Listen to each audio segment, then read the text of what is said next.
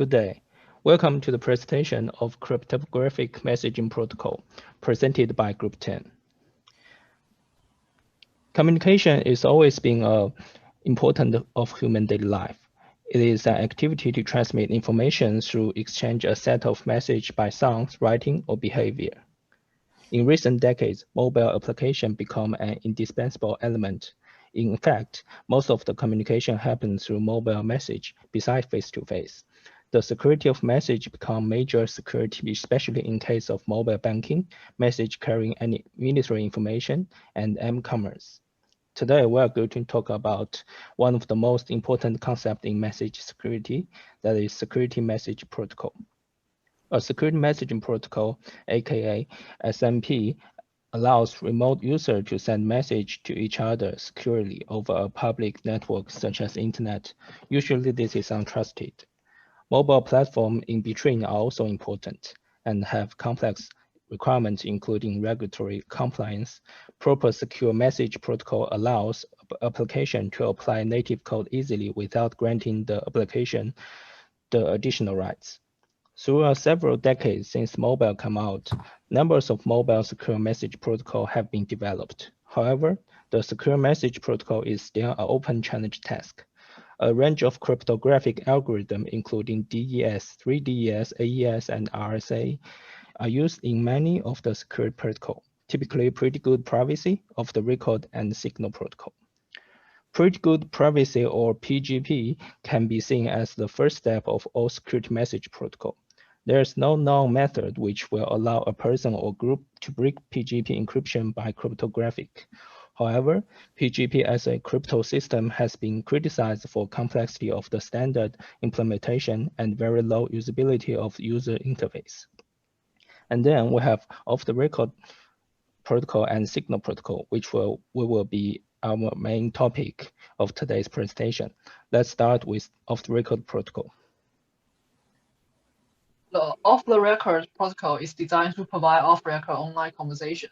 For supporting such communication, the OTR needs to provide two important properties: perfect forward security and deniable authentication. Perfect forward security means that the leak of the latest key only leads to an explosion of a very small portion of data. Deniable authentication means the participants of a communication can be confident in the authenticity of the message, but it cannot be provided to a third party after the event.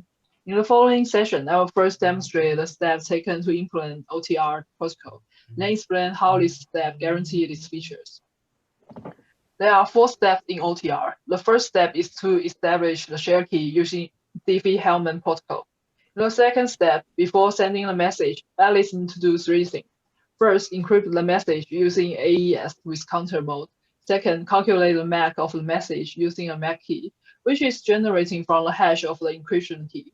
Third, generate a factor for calculating next share key. Then Alice sends encrypted message, the MAC value, and the factor to Bob. The third step is rekey. When Alice receives the reply from Bob, she will get a factor within the message. Then Alice needs to calculate a key using the factor. Then Alice sends with the last message, and the factor she receives. She will use a new key for the next message encryption. So the message exchange may look like this.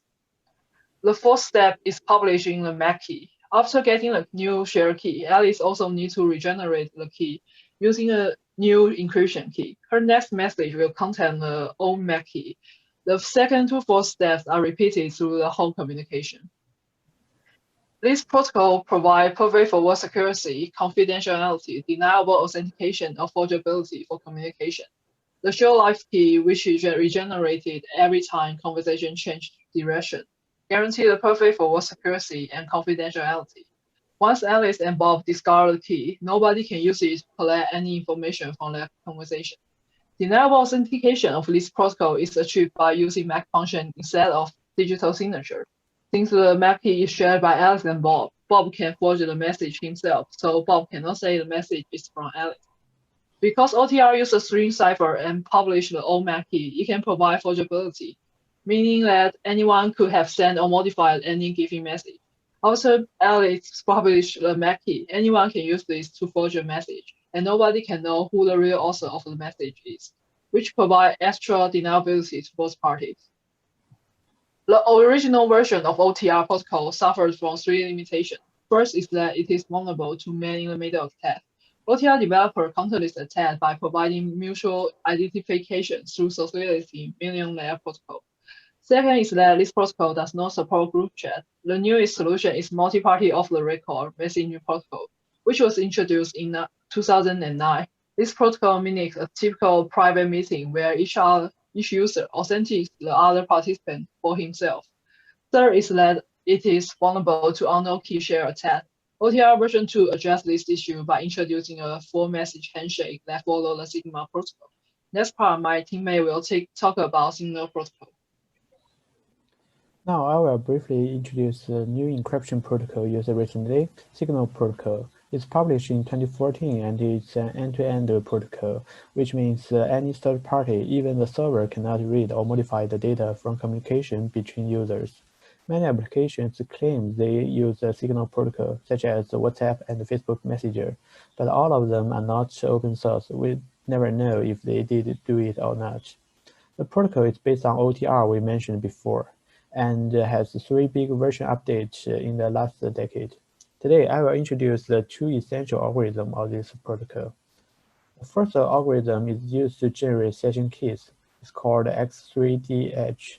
We learned a model in class that KDC distributes session keys to Alice and Bob. In Signal protocol, session keys generated individually.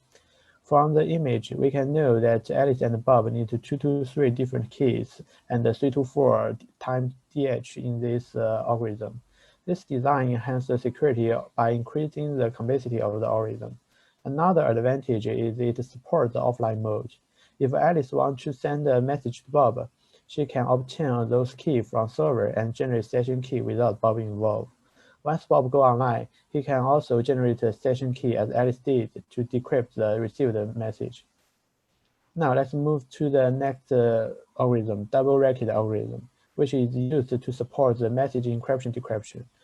It can be called double record. So there are two records, symmetric key record and DH record.